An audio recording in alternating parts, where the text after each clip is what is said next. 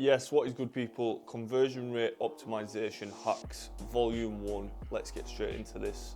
You need to be always optimizing your conversion rate. This is the key to more sales, right? Essentially, don't be stressing about making more sales when you can be creating more of your existing traffic into sales, right? So, first things first, the reason why I've chosen site speed, I had an aftermarket Shopify theme at one point, and I didn't realize that if you buy an aftermarket theme, then you can't update it with Shopify. And the theme was quite old. When I realized this, not only can this get your site shut down, the theme store owners don't like it, but it increased my conversion rate by 30% as soon as I did it. These are things that you need to look at. This is why I emphasize, are you on the latest Shopify theme? This is something you've got to be aware of, right? Can your images be compressed? There is quite a few apps that are going to let you actually compress the content on your site, which will make it a little bit faster. So that is something that you can look into if you've got a lot of images, or maybe you've got a lot of videos on your site, right? Do you check Google page speed insights? What speed is it showing compared to your competitors? If you've got not much content on your site should be quite fast. So if it isn't, it's a problem. But this can lead to an issue. If you notice it's a problem and you don't have experience, let's say you are on the latest Shopify theme and your images are already compressed, for example, what it's likely is HTML and extra code on your site that just needs to be removed because it's slowing it down. So the best way to do this, get someone off Fiverr. You don't have to start learning code, right? There's people who can do it already who live in poorer countries who can do it quite easily, right? So get on Fiverr, get on Upwork, get on the Facebook groups and put some information out there, because these guys will be able to make your site faster, right? And it will pay in dividends. So that's something to look at. Now the checkout process. This is by far one of the most important places you need to be focusing on. Why? Because people are checking out, they're trying to buy something from you. So you've got to ask yourself, is it fast? Is it easy? And is it self-explanatory, right? Shopify will give you the automatic checkout, and you've got that thing where you can test the shipping costs. Take that out, right? But take it out because it's just extra steps. You don't want anything saying tax. You don't want anything that's going to show them more costs, hidden costs, anything like that. Take it out. Make it clean, make it simple, narrow down the choices, and just make the wording very clear on what you want the customer to do, right? So you can also make the checkout process easier by displaying shipping and returns information. You're going to be able to do this easier on Shopify Plus, and there's certain apps that you can actually download. However, you can just do it on the product page. If it's displayed correctly, it'll do the same function. So you've got to make sure that customers know the shipping and returns information. So ideally, you need this exactly where your product is, right? You need to be showing customers. You don't want any nasty surprises because they will just bounce unless you've warned them beforehand. So yeah, take the calculate shipping fees off. This is easy peasy right here. Have you got multiple payment options? It's the easiest one you can do because it's free, right? You've just got to think, if people are shopping on Amazon and they use Amazon Pay, they might only use Amazon Pay. So if they get to your site and they're used to paying for it and you don't have it because you've not been bothered to set it up, then what do you expect, right? Got to set them up. Buy now, pay later options, very important. PayPal must have. Google Pay, you've got to go down and get all of these, right? Because it's just the easiest way. Because if a customer is used to paying on Google Pay, Amazon Pay, whatever it is, and it creates a little bit of friction, they might have a different payment method. However, they might prefer one of them. So this is very important. And plus, buy now, pay later options, got to have them. Got to have them. These are going to be the biggest movers. So see what your market leaders are doing. Now, if you're looking to create a little edge compared to competitors, you might want to offer more payment methods, and then you've got a little edge, right? So these are all things you need to be thinking about. Product images. So very important. Don't be lazy with the product images. You've got to be creative. There's no excuses nowadays. You can use AI like Midjourney. You can use Canva, and you can use stuff like DALL-E in Canva, but you can create such good pictures in Canva with an iPhone. You can literally take this picture, cut the background out, create a background on DALL-E, and then you can just put the product back on, and it has an auto cut out on Canva, and you can add the shadows, and you can make it like reflective on a surface. So Canva, you need to be using Canva. And you also need to be thinking, what type of product is it? So if this is coffee, right?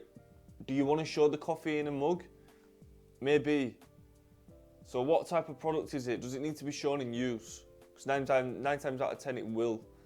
So order the product, even if you're drop shipping, order the product, shoot some photos, be creative, or send it to somebody. This is prime real estate on your product listing. Prime real estate. Customers need to trust you and know what they are getting, right? So this is important. Now, what colour background is going to be most aesthetic?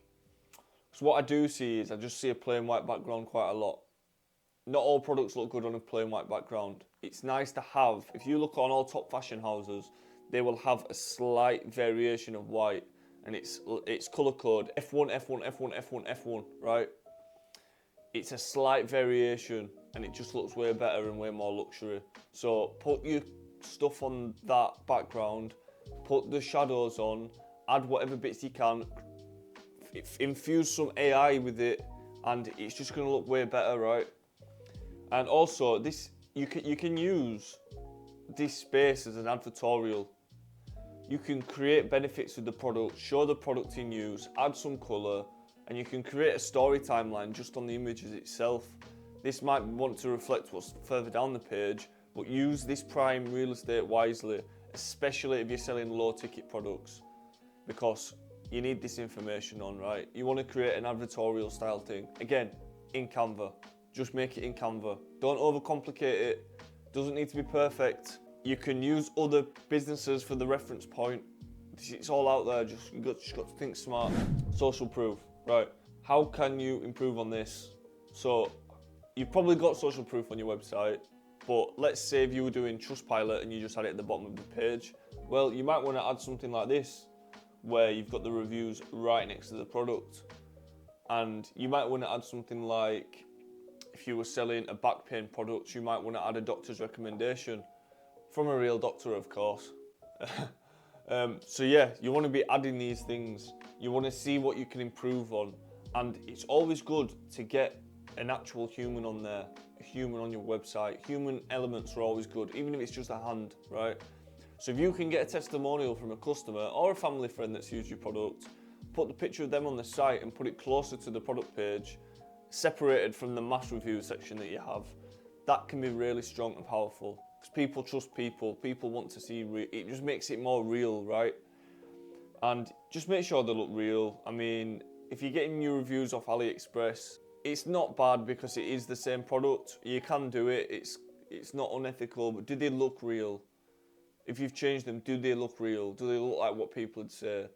Does it make sense? These are things you've got to consider, because it's important, right? What app do you use? You can use different apps for this. If you want to custom build your site, you can use like Pagefly, for example. But yeah, just think, you've got to ask yourself these questions. So it's not about just me telling you the answer. It's about you seeing them and then being able to ask yourself the question. Because when you start asking yourself the question, your mind starts looking for it. It starts looking for the answer. So if you're asking yourself the right questions, you're then able to find the right answers. Does that make sense? Finally, these are some statistics which are crazy. These are going to make you believe in this whole process. So 70% of shoppers abandon their carts. 70%. So just look at your website revenue right now. Imagine if you could get 20% higher. Then how much money would you be looking at? 20%. Does that sound unreasonable? Trust me, it's not. You know, once you start implementing all these things and you see the difference in real time, you'll be hooked and you will really hone down on it. Because you're already paying for this traffic, or you're already getting this traffic. So you need to be thinking how you can turn more of that into customers. This is the age group where most customers abandon their carts, 25 to 44. So, you know, once you know the age, you're able to create information around what that age group is looking for. So maybe they want safety online, or maybe they want sizing guides. I mean, there's data everywhere. When you go on Google, you can look at data and you can look at shopping habits and you can look at age group habits. Spend a bit of time researching, craft your marketing message a little bit different for your target audience, and then test it and see what works. You've got to think outside the box, think smart, right? Extra costs lead to 48% of shoppers to abandon carts. 48%. So if you're hiding the shipping cost, for example, that can cut people off. You don't want to be hiding any costs. You want to be upfront as possible with everything, because it's not only the cost that they'd probably be willing to pay, but it's the fact that they've been surprised with it. You know, whereas if it's displayed on the product page or in the correct part, or you've been smart in explaining what the cost is, then people are going to be more likely to accept it, right? And 13% of website users abandon their carts due to errors. Now, this can be from a slow website, page not loading properly, or a multiple plethora of reasons. So it's your responsibility to be constantly checking your site. You've got to be testing every single page. You've got to be testing checkouts, testing payment providers, constantly testing, even if nothing's gone wrong. Because trust me, the customers will not tell you, or it will happen for a long time before customers tell you. So you've got to get on there, right? And you've got to be testing all the time, because errors are just going to cost you money, and it's going to be unbelievable. I mean, if you implement all those on your website, you're going to see a big difference. You are going to see a big difference. Consciously think and slow things down and start studying things individually. This next video I've got lined up is perfect for this one. If you haven't subscribed already, you need to subscribe right now. We've got content, valuable content coming out every single week.